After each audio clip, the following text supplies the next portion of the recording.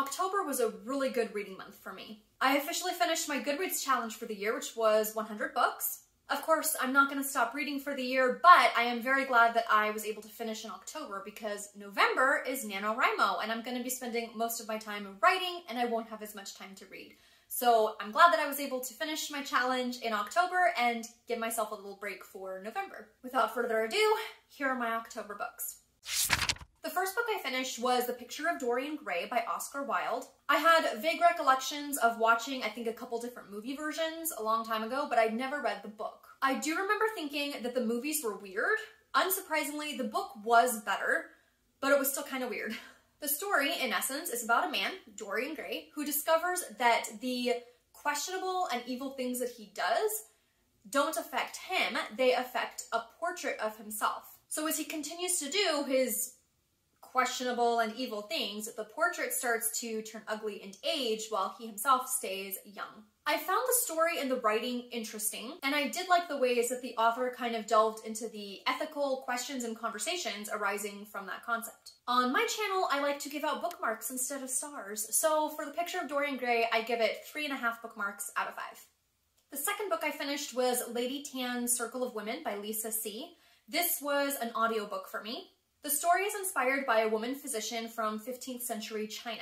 In a time where foot binding was considered normal and women were relegated to a very specific part of society, the story of Lady Tan is about her finding ways to educate herself, to create her circle of women, and to have a career. I personally didn't love the writing style, but I did appreciate many of the aspects of the story. This one gets 3.5 bookmarks out of 5. The Only One Left by Riley Sager. Loved this one. 5 bookmarks out of 5, 5 stars out of 5, 5 out of 5. This is a psychological thriller. Most thrillers tend to have a big twist at the end. This book had several. The story opens with Kit McDear, a home health aide, who gets a new job caring for a woman with a mysterious past. 60 years before, there had been 3 murders at the family home, and rumor had it that Lenore, who she's now caring for, was the murderer. Throughout the story, Kit is trying to figure out what actually happened that night and who did it, and putting all the pieces together. As said previously, 5 bookmarks. Steal Like an Artist, 10 Things Nobody Told You About Being Creative by Austin Kleon. This book is a short and quick read. It's all about the concept that there is nothing new under the sun. His premise is that stealing from other artists isn't wrong, and then of course he gets into the difference between stealing from artists and plagiarizing. For a quick read for creative inspiration, I give this 4 bookmarks. Business or Pleasure by Rachel Solomon. Chandler is a ghostwriter who has a one-night stand with somebody she thinks she'll never see again. Of course, she ends up seeing the person again, and it turns out that the person she had the one-night stand with is now her new client, and she has to ghostwrite his book.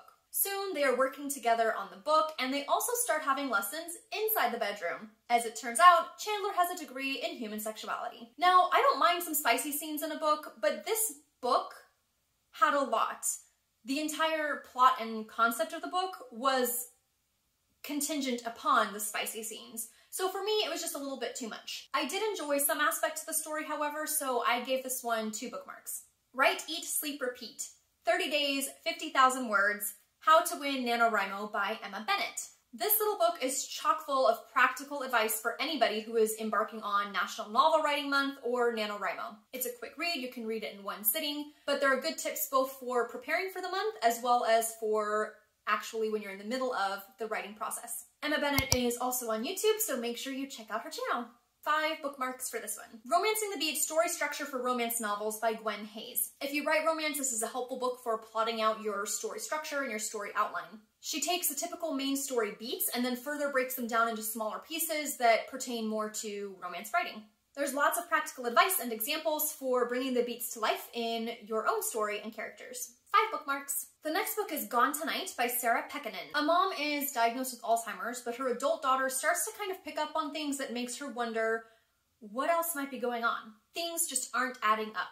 The chapters alternate perspectives, with one chapter being from the mom's perspective and the next chapter the daughter's, and then it flip-flops. Does the mom really have Alzheimer's? What is she hiding and why? I was enjoying this book up until the very end, and the end didn't quite hit it for me. I ended up giving this book 3 bookmarks. A Study in Scarlet by Arthur Conan Doyle. This was actually my very first Sherlock Holmes mystery to read. 2 Americans are murdered and the famous detective is on the case. I enjoyed reading about Holmes's eccentricities and about how he and Watson came to be roommates and working together. Personally, my interest really dipped kind of in the middle when it started giving a lot of the backstory for some of the characters, but overall it was a fun first Sherlock Holmes read. I gave it 3 bookmarks. Tell Her Story, How Women Led, Taught, and Ministered in the Early Church by N.J.K. Gupta. This book talks about how so often churches tend to get bogged down into the questions of what are women's roles, what are women allowed to do according to the Bible, what does the Greek say? The whole premise of this book, however, is telling the stories of women who actually did exist in the Bible and what they did do. Not having hypothetical discussions about what women should be doing, but what did women actually do in the Bible.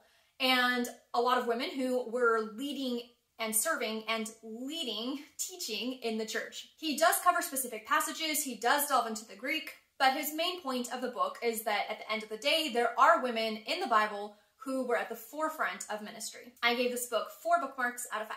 And my last book I just finished today, and that is The Murder of Roger Ackroyd by Agatha Christie. I think Agatha Christie was the first adult mystery writer that I ever read back in high school, but it's been a number of years since I had read any of her things. This book follows the story of a doctor who gets a new neighbor, one Hercule Poirot. When a murder inevitably takes place, the story follows the doctor and Poirot as they conduct their investigations and try to figure out what happened and why. I unfortunately had a hard time getting into it, and I did not accurately guess who the killer was. Come to think of it, I did not accurately guess any of the plot twists. So there's that. For me, this book was 3 bookmarks out of 5. Most months I do not finish anywhere near this amount of books, but it was a very good reading month for me. I would love to hear from you. What was your favorite book for this month? My favorite would have to be Only One Left by Riley Sager. So good. I don't have any specific books necessarily on my TBR for November. I am in the middle of one other book that I know I'll finish in November, and I have one other book from the library, so I'll have to read that in November. But again, I'm going to be taking it a little bit slower next month for reading because I'm going to be focusing on my writing. Have a great November, and happy reading!